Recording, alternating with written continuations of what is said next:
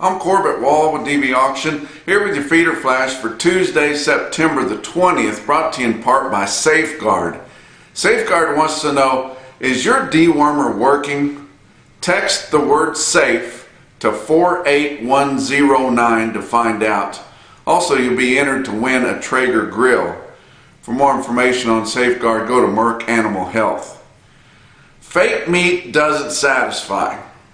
And I'm sure by now most of you guys have heard some reported stories that the Beyond Meat's chief operating officer had got into a little scrape with the law over the weekend, and I'm here to defend him. And I just know, things happen and there's a reason why that happens, but apparently by several reported stories, a fellow by the name of Doug Ramsey, who is the chief operating officer of Beyond Meat's fake meat company, one of the most popular there. He went to a football game featuring Missouri State out of Springfield, who used to be SMS, which would be 1AA, facing the Arkansas Razorbacks. Well, he gets to the game. People are cooking real hamburgers on grills, tailgating out there. You can imagine the smells.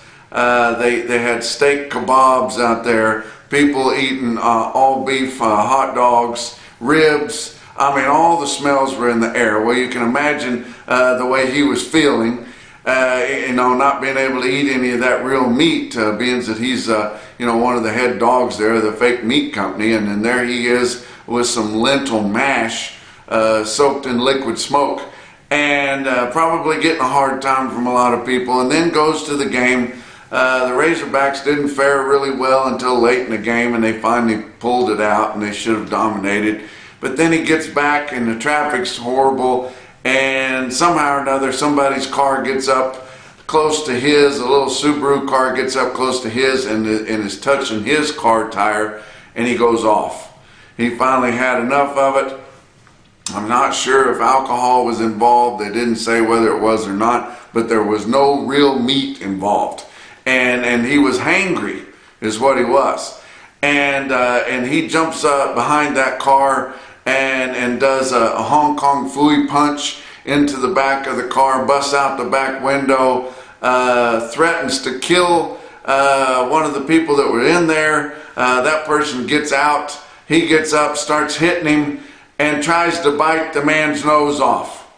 He was seeking some real meat. He was needing to get a hold of some real meat because he just couldn't stand any more of what had happened all that day. But anyway, the cops show up. They both got blood all over their faces, and he gets charged with third-degree battery. Of course, all of this is allegedly. We don't know for sure if it happened, but there were several people on hand that witnessed it, and that's what the charges were. But that day at the game, that was frustrating to him, having to smell all that delicious real meat. That's not his only problem. Shares of Beyond Meats have gone down 69% in 2022. From August of 21 to August of 22, shares of Beyond Meats went down 74%. They are struggling. Nobody wants to eat that shit, and they can't make people want to get into it. And they've had several partnerships with some big outfits that have tried it, introduced it. Burger King and some of those places like that. It's not going over. And they're about out of money, and they've got no more investors, and they have no more friends, and people are upset because they've lost a lot of money. Trying to invest in that fake meat, and it's just not worked. And some other news, one of our favorites, JBS, the Farmer's Friend, has been approved and has agreed to pay another $20 million for pork price fixing.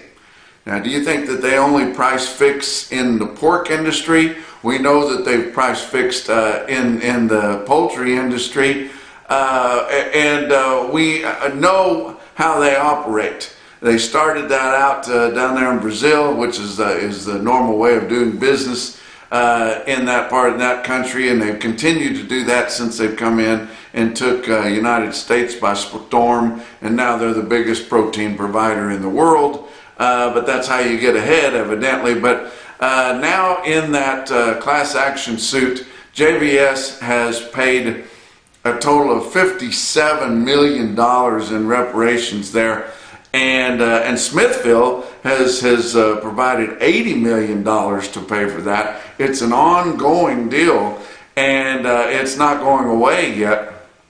But you know, that just kind of goes to show you how things happen, why we need to continue to preserve what little negotiated trade that we have, because your commercial pork industry has no negotiated trade for hogs, either live or dressed. They do post a price, plant delivered, dressed price, but for the most part there's no trade. Everybody's under contract, everybody's in some kind of a formula deal, and they're still under contract. There's no major commercial hog feeders left, not since 1998, whenever they took the price to 8 cents a pound and wiped everybody off. And the reason that they did that is because they didn't want to have to come out with a cash price every day. That has to do with price discovery, transparency, things like that. That's what we're trying to preserve here, guys. If you're not catching my drift on that, Cattle Price Discovery and Transparency Act would help preserve the cattle business from these kind of things happening. It would keep the whole industry from going into contract growers. But Cattle Price Discovery and Transparency Act's got a short time to get something done here. We got to get something done before the end of September because they have to reauthorize mandatory price reporting. We want this bill to be part of that. We've got a lot of support in the Senate right now, and I'm going to give you a rundown of the senators that are co-sponsors to Cattle Price Discovery and Transparency Act. There's 21 of them, roughly half Democrat and half Republican. You talk about a bipartisan bill that people could get behind. I'm going to name off the senators. Listen for your senators' names. There's 21 of them. There's only 100 senators, so that's a pretty good percentage of them that have not only supported it, but have co-sponsored it, and we know of a ton more that will vote for it, and we can get this deal passed, and we feel like the vote is imminent anytime. But if you don't hear your senator's name, I would ask you to call in, to email in, send a message in there, tell them how important it is to get Cattle Price Discovery and Transparency Act. Listen for your senator's name. You're going to hear a lot of really conservative senators. You're going to hear a name of a lot of liberal senators, but they've all signed on to this bill as a co-sponsor. So here are their names, the senators. Fisher, Deb Fisher, of course, Chuck Grassley, John Tester, Wyden, Ernst, Braun, Tina Smith, Hyde Smith out of Mississippi, Daines from Montana, Cassidy, Lujan, Durbin, Heinrich, Warnock, Blumenthal, there's your liberal one, Gillibrand, there's your another one, Loomis, Hawley out of Missouri, Brown from Ohio, Mike Rounds from South Dakota, and the most recent one that we want to thank is one of my all-time favorites. I love to listen to him and see his interviews, is Senator John Kennedy from Louisiana.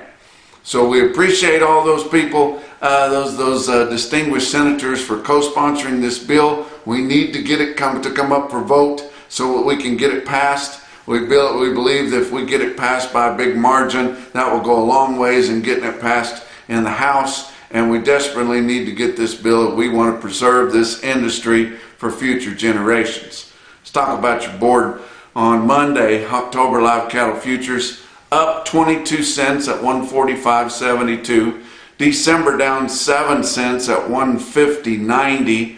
Your back months were all up. It's funny that December was the only one that was down. Of course, it was only down 7 cents, but all your back months were up 15 cents to up 52. But we haven't seen much volatility in your live cattle contracts for quite a while here. Not so much in the feeder cattle though. September feeder cattle on Monday opened up, opened the week up 75 cents to close at 179.95. October up $1.05 at 182.30.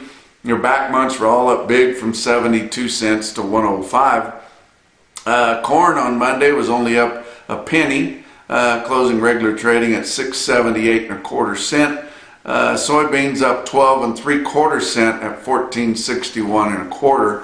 Your weighted average on last week's negotiated fed cattle trade in your 5-area feeding region, 59,400 head in your 5-area region. That compares with 69,800 the previous week and 48,200 the same week a year ago.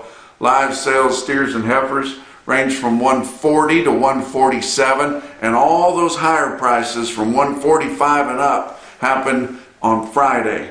And that is very significant as we go into trade this week. But the higher prices were all paid on Friday, and that was in the Northern Plains. Your Southern Plains was $1 higher at 142. Northern Plains was steady all week until Friday, and they started scrambling trying to find some well-finished cattle, and ended up steady to $1 higher with all those higher prices paid on Friday. But it pulled your weighted average on live steers up to 143.19. That was up 71 cents compared to the previous week. Dress sales ranged from 222 to 230. Similarly, your higher dress prices were paid later in the week, but that was basically steady with what we had the previous week. Dress steers averaged 226.84. That was up just 16 cents compared to the previous week. Nationwide, we sold 77,500 head pure negotiated cash, which is not nearly enough. 26% of those, which is lighter than normal, were for the 15 to 30 day delivery, which they use to set us up. One of the other things Cattle Price Discovery and Transparency Act would do was make packers announce or publish what they have for delivery over the next 2 weeks to their plant. Pretty good information to know when you're trying to negotiate. But 77,500 pure negotiated nationwide. Negotiated grid 46,500.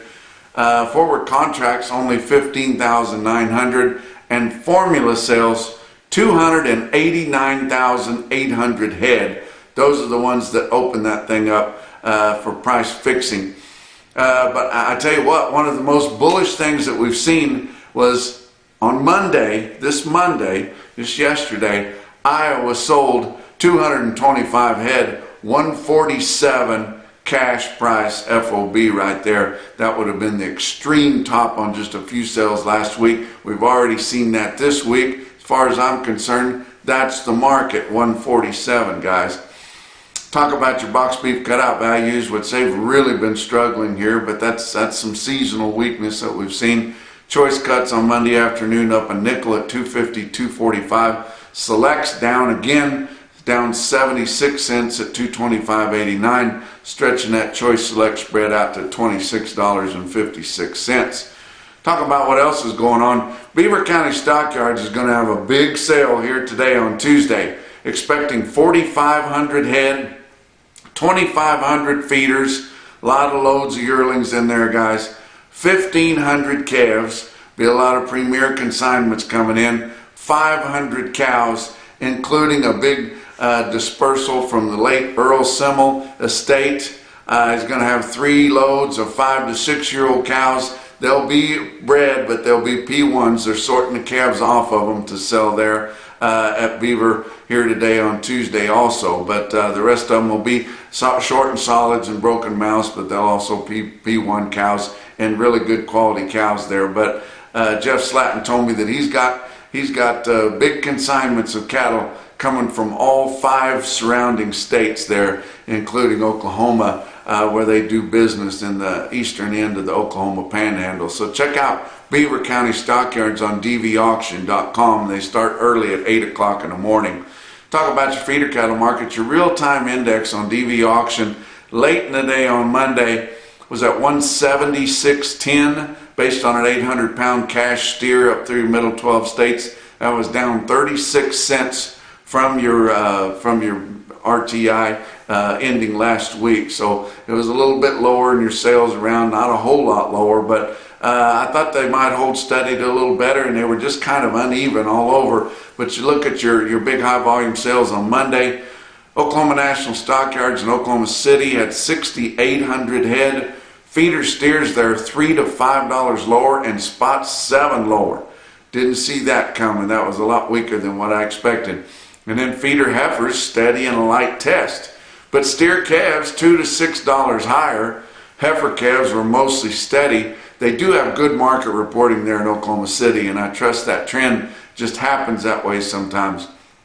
Joplin Regional Stockyards, 5,100 head there at Joplin. Steers there sold steady to $3 higher. Heifers were mostly steady, except for your Pee-wee heifer calves weighing under 500 pounds, and they were $2 to $6 lower. So if you guys need some lightweight heifer calves, you want to show up there next week. But they did have a stick-out sale on some yearlings there at Joplin on Monday. 108 head of steers weighed 814 at $177.75. How about Toby Myers and Sylvan Sales Commission in Sylvan Grove, Kansas? He had a lot of lightweight calves there. I tell you what, people don't normally sell calves in that country weighing in the 3s and 4s, but they look at what the creep feed's going to cost them, and they don't want to pay it, and they can't afford it. They don't think it'll pencil out, so they're bringing in the lightweight calves. You're seeing it all over the Midwest, but we saw it in Sylvan Grove, Kansas on Monday, including 54 steer calves weighed 455 at $2.27 a pound. How about another market way out in the Northwest? Central Oregon livestock auction. That's Trent Stewart's sale barn. I've been there and sold for him before at Madras, Oregon. Man, they sold some lightweight calves pretty darn high. How about 53 head there, weighed 479, bring $238.50. Wow. But your Zoetis stick-out sale of the day on Monday was Russell Livestock Market, which you can watch on DV Auction every Monday. Russell, Iowa, they had a big sale. Followed up the big Labor Day sale that they had there a couple of weeks ago. But man, they had a good market, had a lot of big consignments in there. Look at this automated market report from Cattle Market Central through DV Auction. You can see your best tested weights, and it was well tested throughout. How about 315 head of 5-weight steer calves in Russell, Iowa? They averaged 557 with a weighted average price of $205.65. 333 head of 6-weight steer calves averaged 647 with a weighted average price of $192.37. 503 head of 7-weight steers, Russell Livestock, Russell, Iowa. They averaged 754 weighted average price on all of them, $183.05. And 237 head of 8-weight steers in Russell, Iowa averaged $844 with an average price of $179.33. Did have a lot of 6-weight heifers. 342 head of them averaged $643 with a weighted average price of $177.76. They also had the best quote that I saw anywhere on Monday. Your Mackerson No BS top quote for the day come out of Russell Livestock in Russell, Iowa. Was 51 steers, weighed 623 at $208.75. And that's your feeder flash for Tuesday.